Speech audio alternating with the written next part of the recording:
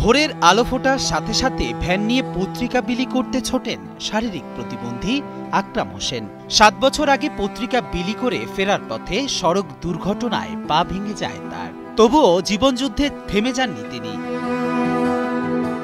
যশোরের কেশবপুর উপজেলার গোপসোনা গ্রামের এই মানুষটি প্রায় 3 দশক ধরে পত্রিকা বিলি করেন। 1996 সাল থেকে শুরু করা এই পেশায় তার জীবনের পরিচয়, সম্মান ও আনন্দের উৎস। কিন্তু জীবনের পথে এসেছে বহু বাধা। সেই বাধার সবচেয়ে বড়টি ঘটে 7 বছর আগে।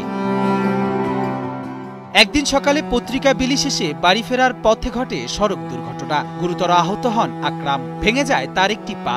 হাঁটা দুর্বিষহ হয়ে পড়ে। অসম্ভব হয়ে যায় সাইকেল চালানো। কিন্তু আকরাম হোসেন থেমে যাননি। মোটর চালিত ভ্যানে পত্রিকা বিলি করেন তিনি।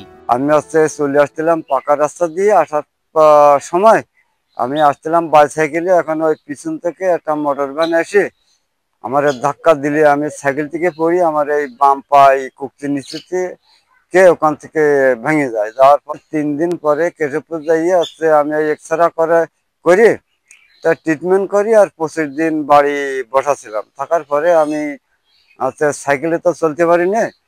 তারপরে এই মোটর ভ্যান কিনে ওই আমাকে বাড়ির লোক নিয়ে আসছে, ওই মার্কেটে পত্রিকা দিয়ে বেড়াতাম। 10 বছরের যাত্রা তো কেবলই শুরু। একসাথে গ্রো করার এই জার্নি চলুক আগামীতেও। পাঠাও 10 years of growing with you। 1996 সাল থেকে আকরাম হোসেন এ পেশায় যুক্ত। সংবাদপত্র গ্রাহকরাও সন্তুষ্ট তার পেশাগত নিষ্ঠা ও সুন্দর ব্যবহারে। আমি আকরাম ভাইয়ের কাছ থেকে পেপার নিচ্ছি 8-9 বছর ধরে।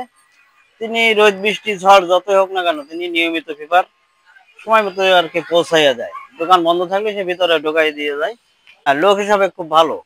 15-16 বছর ধরে কাগজ নিয়ে আকরামের কাছ থেকে কাগজ দেয়। লোকটা খুব ভালো লোক। কাগজ যেভাবে আগে দিতে হতো আপনার ওই সাইকেলে করি, আর এখন ওই অ্যাক্সিডেন্টের পরে ওই ভ্যান করি না, ইঞ্জিন ভ্যান ওতে করে দেয়। বয়সের ভার, শারীরিক অক্ষমতা কিংবা প্রতিকূল আবহাওয়া কোনো কিছুই তাকে থামাতে পারেনি। এই অদম্য সংগ্রামের কারণেই সহকর্মীরা তাকে দেখেন এক অনুপ্রেরণার প্রতীক হিসেবে।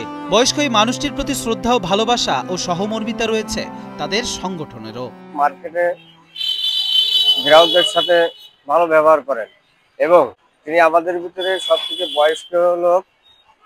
দুর্ঘটনায় আহত হওয়ার পরে তিনি বাড়ি বসে না থাকে পত্রিকা ভ্যানে করে বিক্রি করেন। দিন শেষে ক্লান্ত শরীর নিয়ে বাড়ি ফিরলেও আকরাম হোসেনের মুখে তৃপ্তির হাসি। কারণ তিনি জানেন প্রতিদিন সকালে কেশবপুরের শত শত মানুষের দিন শুরু হয় তার হাতে পৌঁছে দেয়া সংবাদপত্রের মাধ্যমে।